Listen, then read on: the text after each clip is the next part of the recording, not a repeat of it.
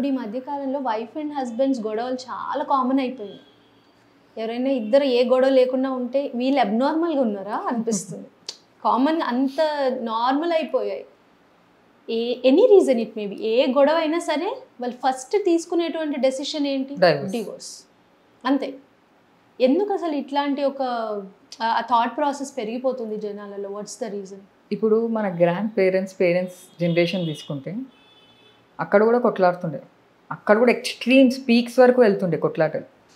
But compromise అన్న ఒక word, adjustment అనేది యూస్ చేసుకుంటూ they use to lead the life. ఈ జనరేషన్కి ఏమైంది అంటే రిలేషన్షిప్స్కి వాల్యూ లేదు ఫస్ట్ ఆఫ్ ఆల్, అండ్ పర్సన్స్కి వాల్యూ లేదు. నువ్వెంత అంటే నేనెంత. If you are earning around 1 lakh, నేను కూడా 1 lakh ఎర్న్ చేస్తున్నా, నేను నీకు ఎందుకు రెస్పెక్ట్ ఇవ్వాలి? ఇవాళ నువ్వు వండు, రేపు నేను వండుతా.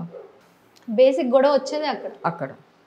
అడ్జస్ట్మెంట్ అనేది లేదు. ఓకే, ఇవాళ ఎక్కడికో వెళ్ళాలనుకుంటారు, వెళ్ళలేకపోయారు, ఓకే నెక్స్ట్ వీక్ వెళ్ళండి. లేదు నేను ఇప్పుడే వెళ్ళాలి అంటే పక్కల పర్సన్ గురించి కూడా అర్థం చేసుకోవాలి. మోర్ ఓవర్ ఏంటి అంటే ఈ ఇన్స్టాగ్రామ్ కానివ్వండి, టిక్టాక్ కానివ్వండి, social media, it made divorce as an casual thing. Divorce తీసుకుంటాం, ఐఎమ్ ఎర్నింగ్, నేను ఇండిపెండెంట్, ఆయన పైన నేను ఎందుకు డిపెండ్ కావాలి?